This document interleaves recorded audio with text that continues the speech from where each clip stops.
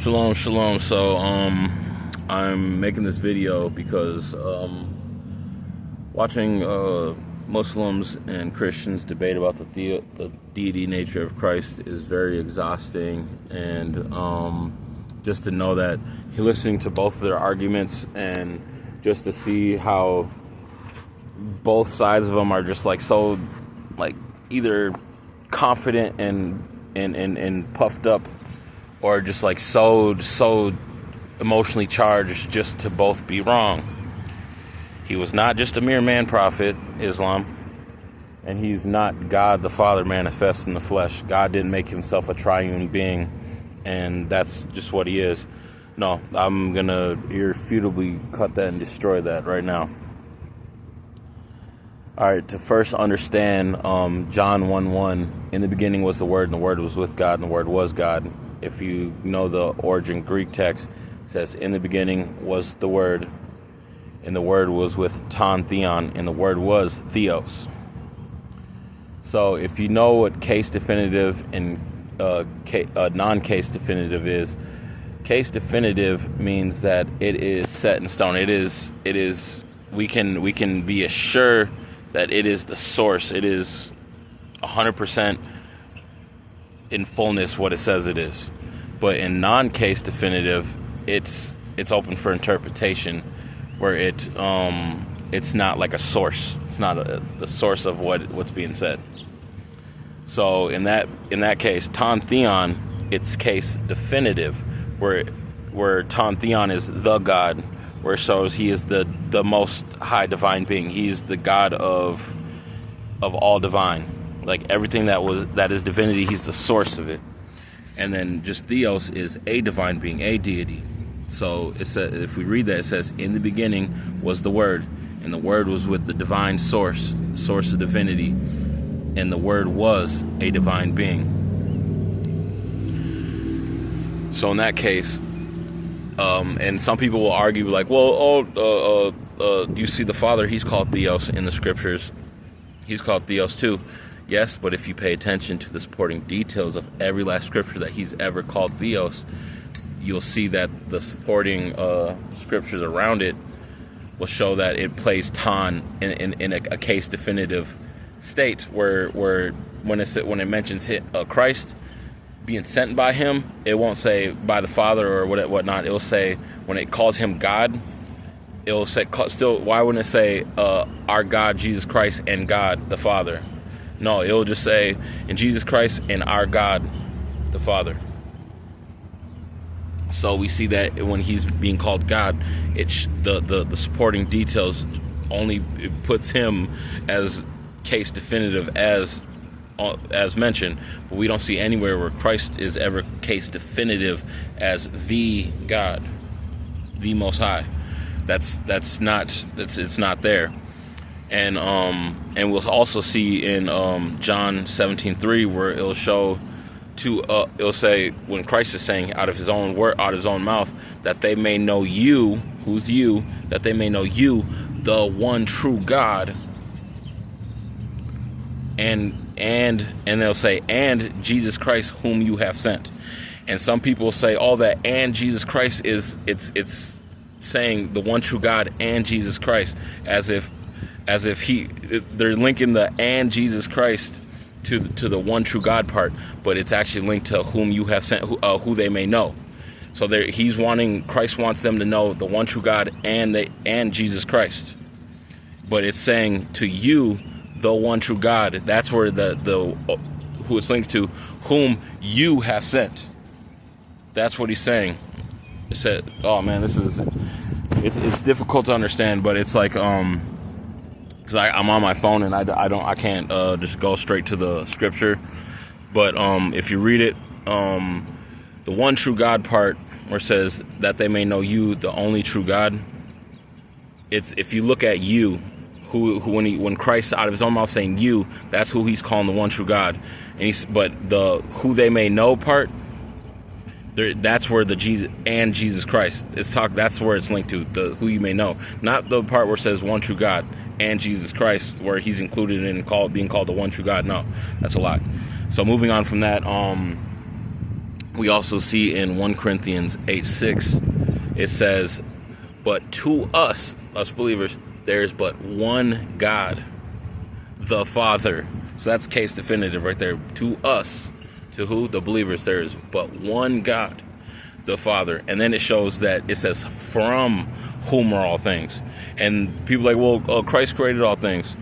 But it says, because it says all things, because in 1 Colossians, they'll use Colossians 1, of 15 through 17 to say, it says all things that were created by him. But they're using modern English. But if you know the Greek, by means through. That's a mediator. All things were created through him. He was the instrument. The one where everything came from was the Father. So that's where the diligence, where they're missing.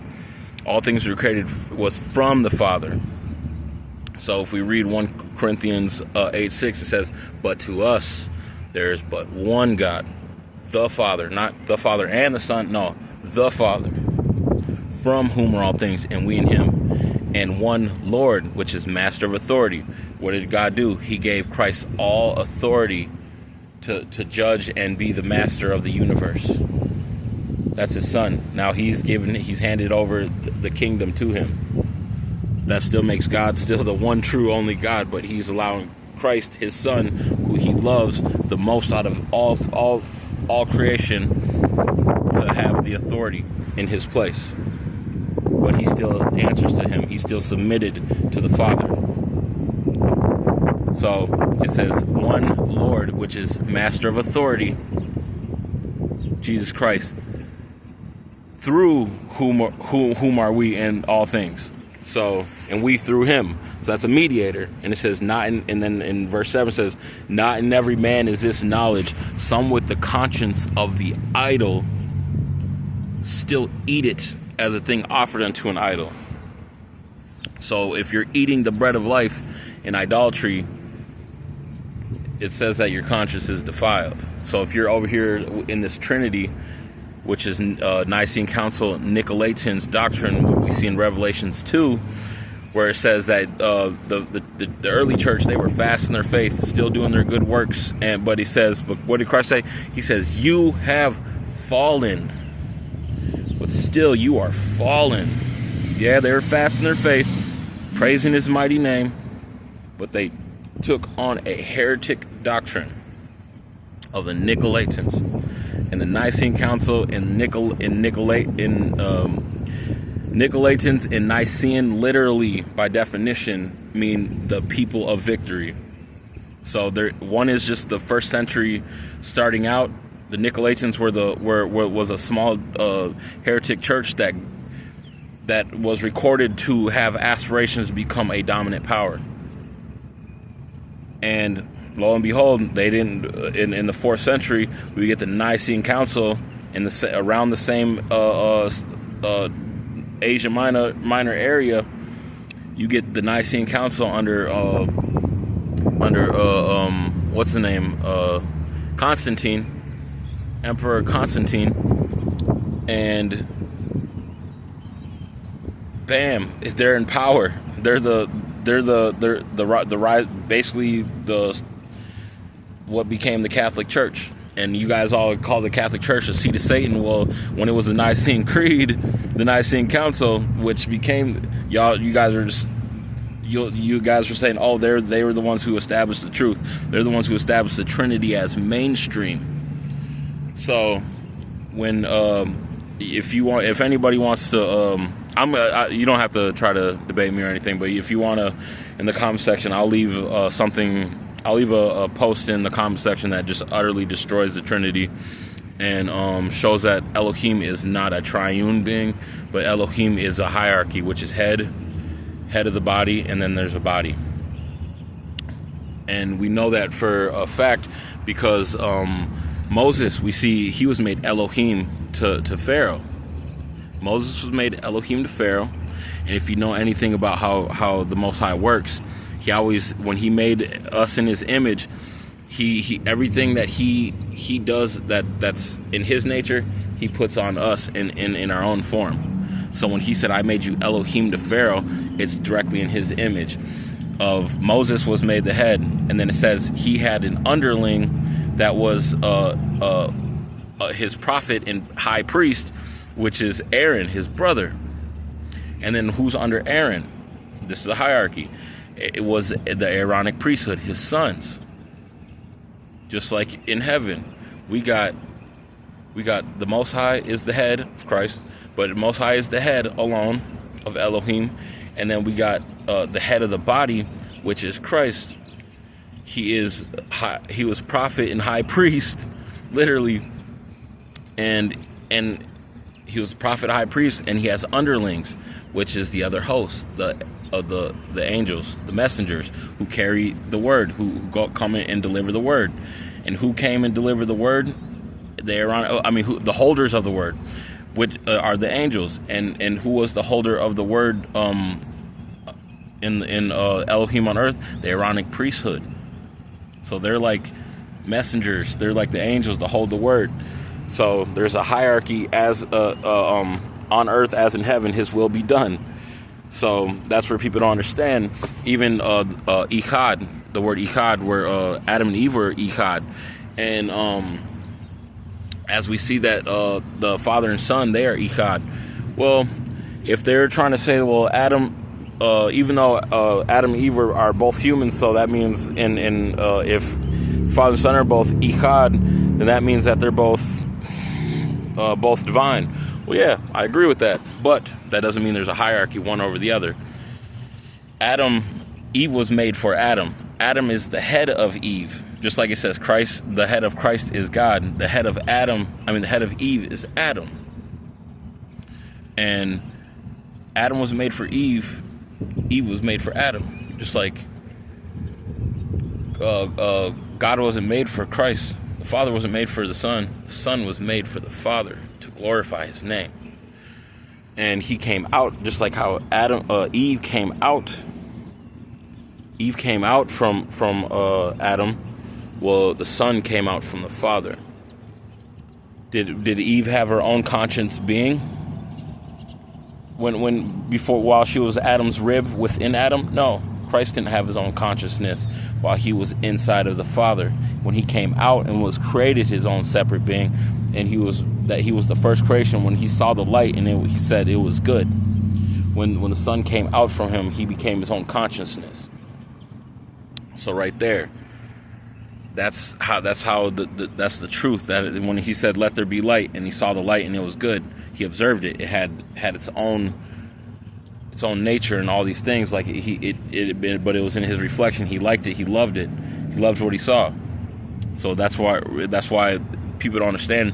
On day one in Genesis, when he said, "Let there be light," those were spiritual beings created in the heavens, in the earth. I mean, spiritual beings created, because the heavens and the earth was without form and void at that time. He said, "Let there be light." Those weren't stars. If you go into day 4, you see, and he says, "Let there be light" again. And then there was carnal stars, suns, moons, and all that stuff. So the second "let there be light" was all the lights in the heaven were carnal. The spiritual lights were the first ones, and we know that for a fact, because go look at day 2 and day 3. That's where the foundations were being laid. Who was there while the foundations were being laid? If you go to Job 38, you'll see that the morning stars were there while the Father was creating. They were rejoicing. So those are spiritual light beings that were there on day 1 that were created, and it shows even a separation of the light ones to the dark ones that chose not to bear their light. That's where the separation of light and darkness on day 1 were the light beings. People are it's going over their heads. Go read Job 38, verses 4 through 7, and then skip to, because all the other things are the minor details of where you're saying who has seen this and who has seen that. But it goes, if you go back to jump back in to verse 12 through 15, you'll see the separation of light and darkness of the morning stars. All the sons of God that were there singing in joy while the foundations were being laid. And those sons of God aren't Adam's children, because they weren't there during the days where the foundations were being laid. That's day 1. I mean, that's day 2 and 3. So those beings were there on day 1 before the foundations were being laid. So yeah, that's And that's where we're going to get to Christ being the day spring of the morning stars. He was a morning star, just like the rest of the other morning stars. But he was the day spring, where it says, in verse 12 says, have you caused the morning and caused the day spring to know his place, that he will do the shaking of the wicked. Well, if you know Christ in Luke 1:78, verse 79, it says, the day spring on high who had visited us, and it shows to guide us into the way. That's Christ. He's the light in the way. He's the day spring. And then in Revelations 22:16, he says, I am the son of David. I am the bright and morning star. So right there, he's saying, I am the day spring morning star. He is the day spring morning star. Christ is the day spring morning star. Sorry, someone just gave me a message and kind of had a saltiness to it. Fruits of the Spirit was missing. It was just kind of discouraging, but it's all right. I'm going to stay in the fruits of the Spirit. God bless my sister, Diana.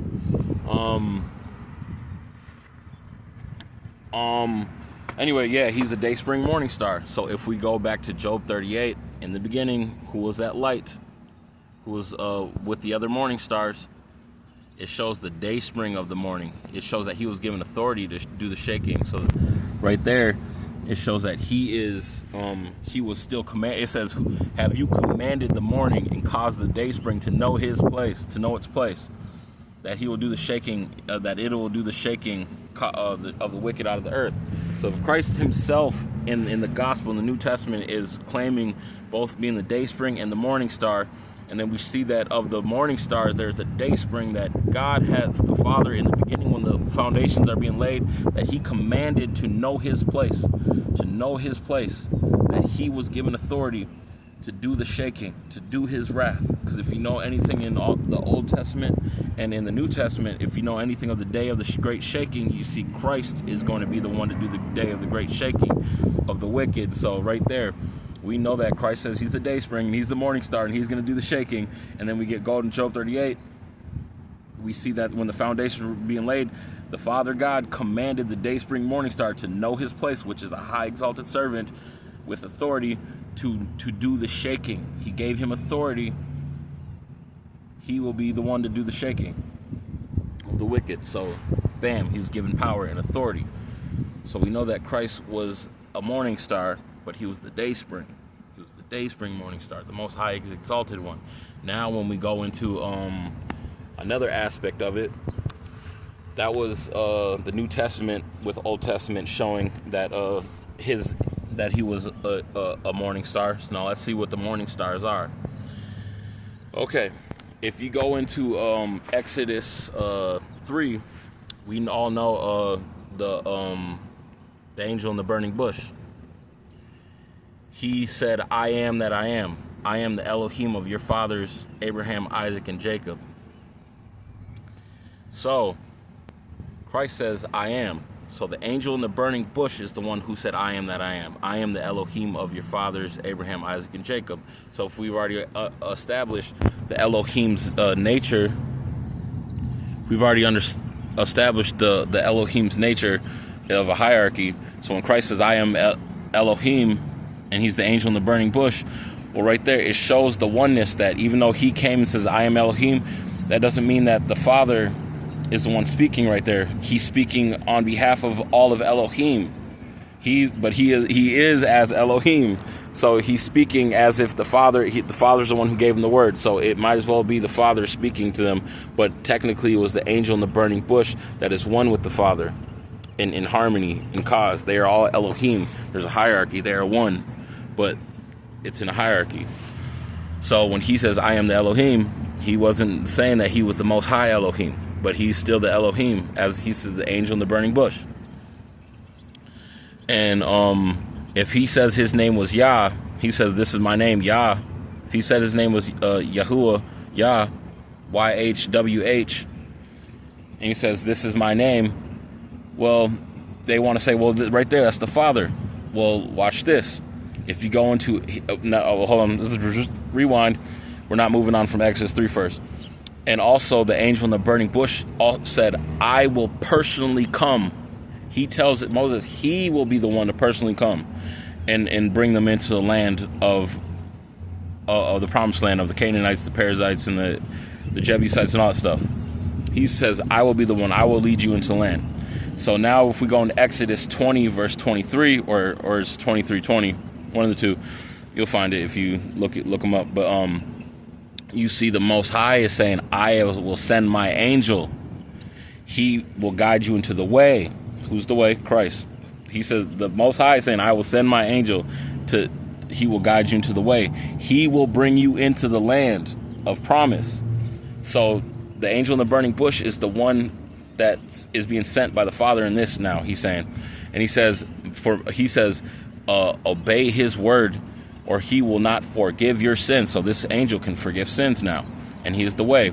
And it says, and my name is on him. So the Father is saying, my name is on him. So when the angel in the burning bush said, I am Yahweh, the Elohim of your fathers, Abraham, Isaac, and Jacob, and he says, I am, well, right there, he has the Father's name. The Father is saying, my angel has my name. He can forgive sins. He is the way, and he will lead you into the land. And that's what it says in Exodus 23:2. It also says, I'll send my angel, and he will lead you into the land. So, recap, Exodus 3, the angel in the burning bush, named Yah, says, I will come personally and lead you into the land of Moses. And then in Exodus 23, the Father says to Moses that I will send my angel with my name, which is Yah, angel named Yah, who can forgive sins and is the way, will lead them into land. Fast forward to Joshua's time.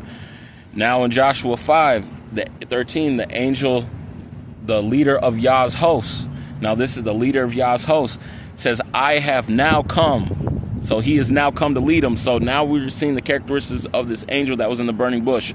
He is saying that I have now come to lead you into land. I am the leader of Yah's hosts. And then he tells Joshua, like he said to Moses, he says, take off your shoes, for this place you stand on is holy. So we know that is the same exact being.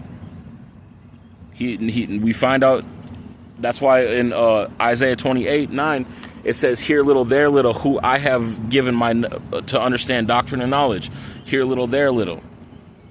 This is how, if we look at here little, there little, we start building the characteristics of this one character that if you read them individually, you'll think that they're three different angels that are being spoken of. No, it's the same being. And it's building up his character from here little and there little. Now we're getting the whole big picture where he gave to that prophet, he gave to Moses twice, but in different chapters at different times, characteristics of this. But this is the Most High's thoughts. He knows what he's doing. He knows how he put it in there as like mystery puzzle pieces. When you go and seek his word greatly, you'll start seeing a bigger picture. You'll start how he intended it to, who he shows doctrine and knowledge. So now that we built up the angel to know, okay, recap, Exodus 3, angel in the burning bush. Says his name is Yah. He says, I am. And he says that he will be the one to lead him into land. Exodus 23 or Exodus 20, one of the two. Exodus 23:20 or Exodus 20:23. It's just reverse those numbers in Exodus. If it's not saying I have sent my angel, that's what the first thing should be said. I am sending my angel to you. So Exodus 23 or 20, one of the two. We see he says the angel will lead them into the way. So we know that this is the Father now speaking about sending that angel that said he was the angel in the burning bush. He says, my name is on him, so his name is Yah. The angel's name is Yah, just like the angel in the burning bush. He said, my name is Yah. And he said, I will lead you into the way. And then boom, this angel that the Most High is sending, that's name is Yah, can forgive sins. And he's leading us to the way. So we're built, this character, his attributes are being built with puzzle pieces with each chapter. And then it says in Joshua, he says, I have now come. So what is he doing in Joshua? He's leading them into land. So we know that's the angel in the burning bush, the same angel that Yah is sending with the name Yah. And now this angel that's name is Yah is saying that I am the leader of Yah's hosts. So if he is an angel, but his name is Yah, and he's the leader of Yah's hosts, what does that make him? Yah of hosts.